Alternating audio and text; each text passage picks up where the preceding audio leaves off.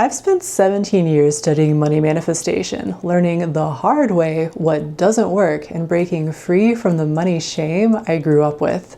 I've burned out chasing full-time business income, hit rock bottom in credit card debt, and tried to affirm my way past resistance that actually needed healing.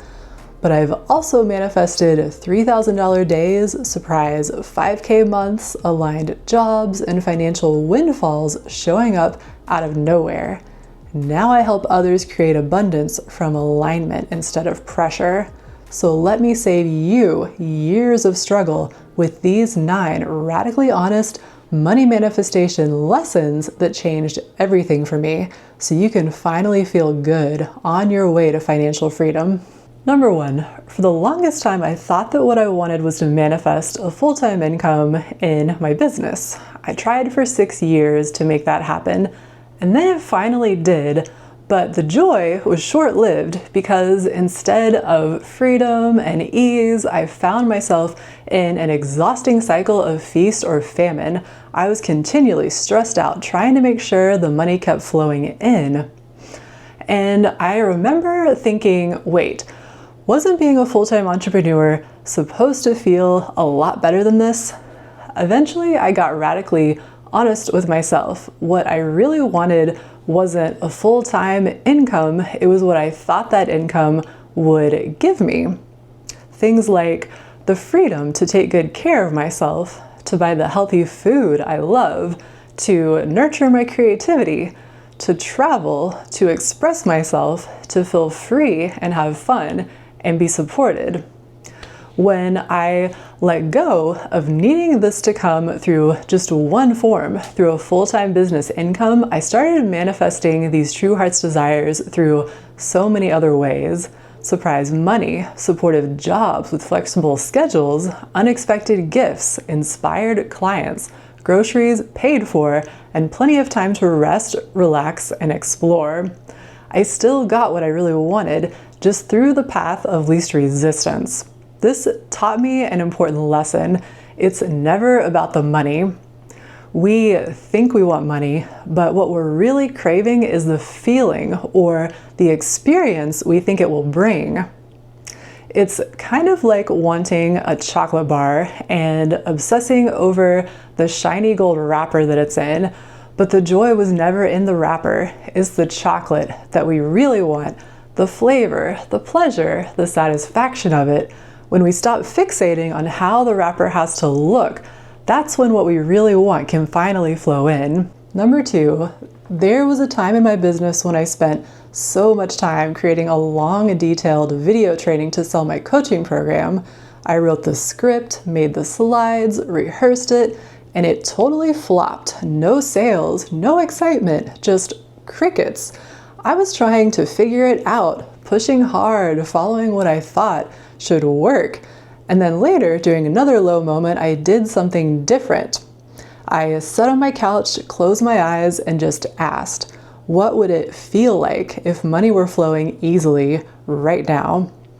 I stayed with that feeling, and in that calm, I got an idea.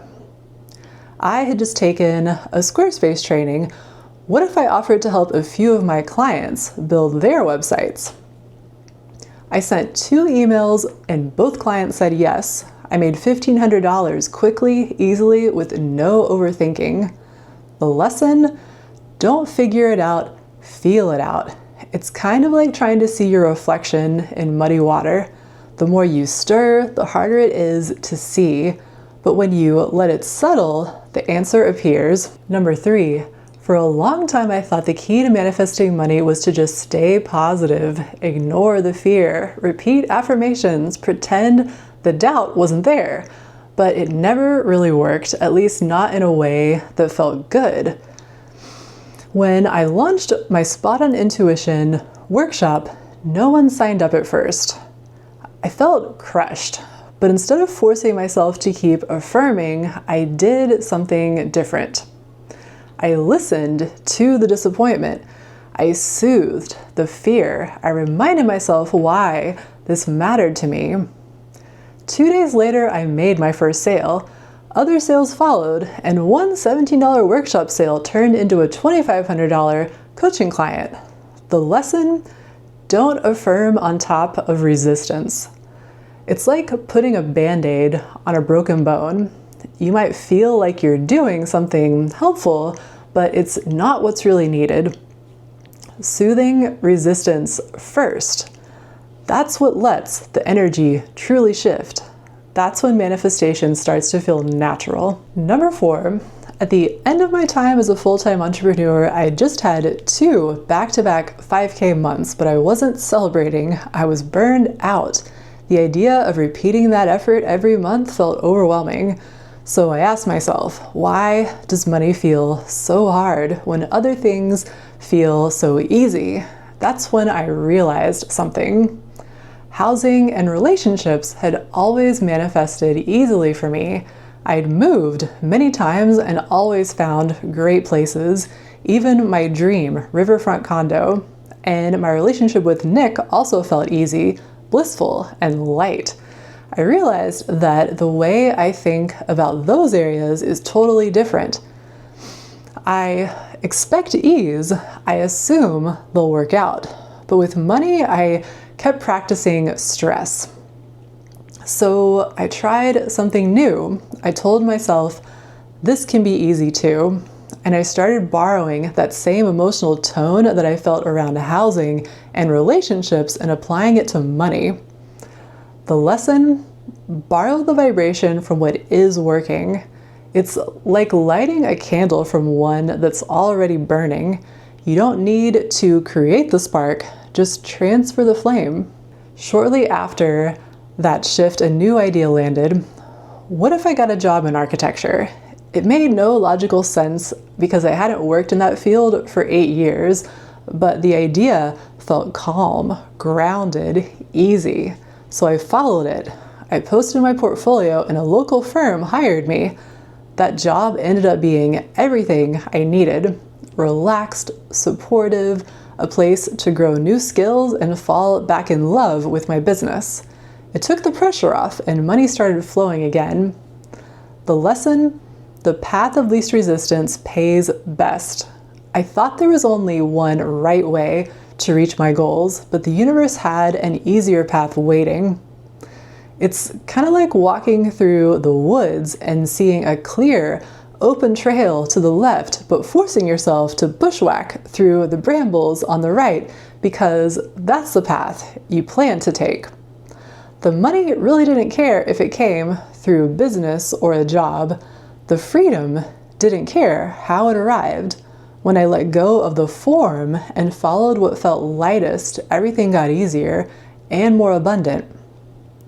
Let your alignment choose the route and let it be easy.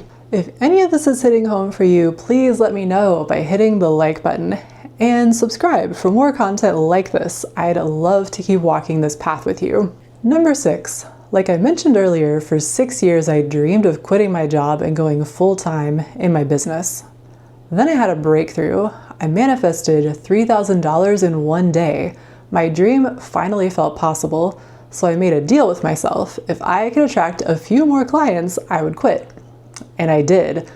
I left my job, but what followed was a 1.5 years of financial ups and downs because while I wanted it, my vibration wasn't fully stable yet. I was still carrying fear, old money stories, and nervousness underneath the surface. So my results reflected that mix. Abundance, yes, but also scarcity and stress.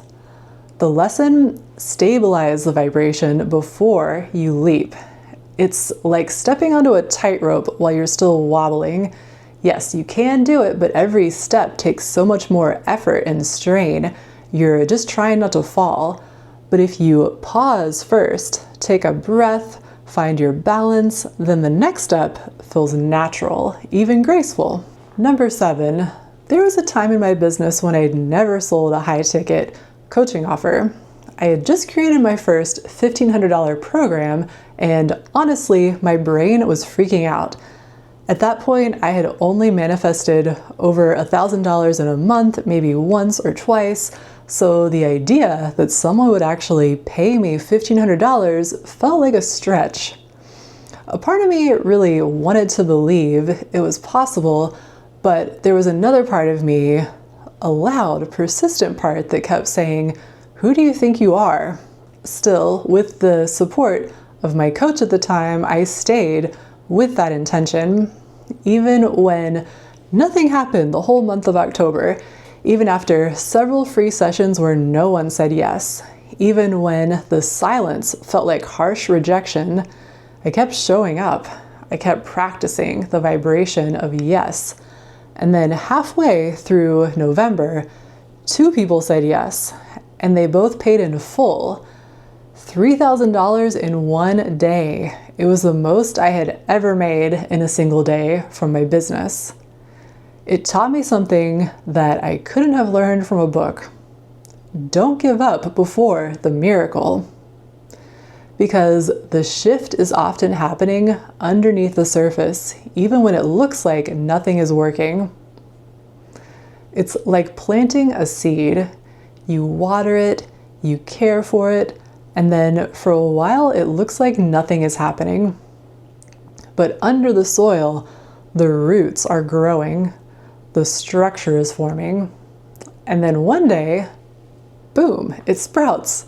Manifestation often works like that too. It builds quietly until suddenly it blooms.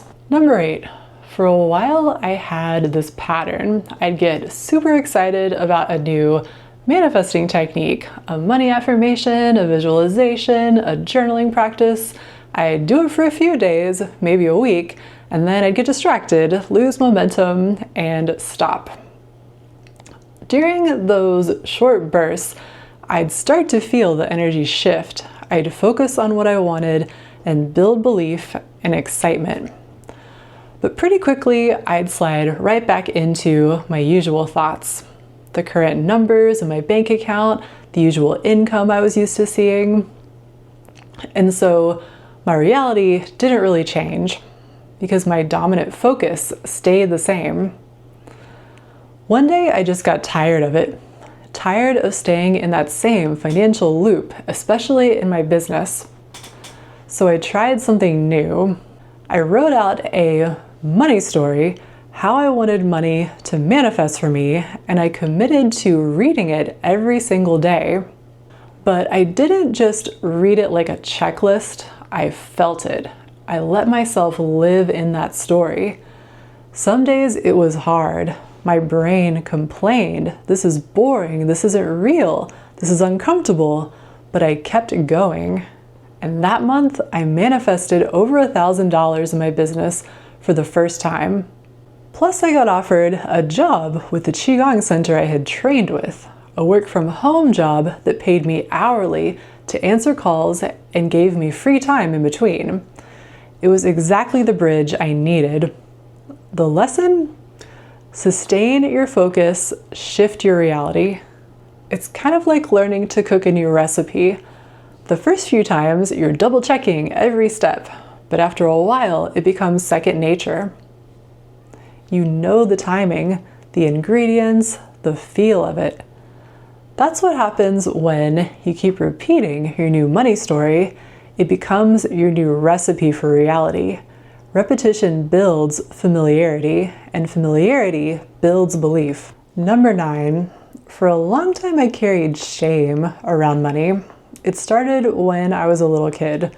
My family struggled with bills and debt. At the private school I went to, it felt like everyone else had more. Nicer houses, cooler vacations, stylish clothes, and I felt less than. That feeling followed me into adulthood. I felt ashamed working as a school bus driver instead of using the architecture degree that I'd earned in college. That driving job gave me time and energy to build my business, but I still felt like I was disappointing people, especially my family. And the deeper truth, I was disappointed in myself. I felt embarrassed about how long it was taking to figure money out, and I felt ashamed of my debt. Then came one of the lowest moments. I had just started a new job and they stopped paying me. My credit card debt was also the highest it had ever been. I was stressed, scared, and exhausted. I sat down to journal, not to affirm, not to fix, just to feel. And what poured out of me was this wave of shame I had never fully owned. It had been sitting with me for years, and I finally let myself say, I feel embarrassed that money has been so hard for me. And then I made peace with it.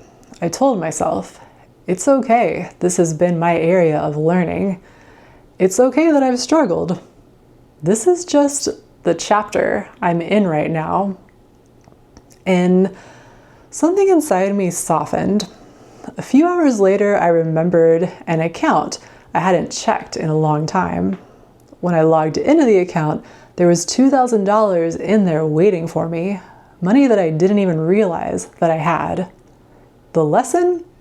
Make peace with your journey, because shame has a way of narrowing your focus.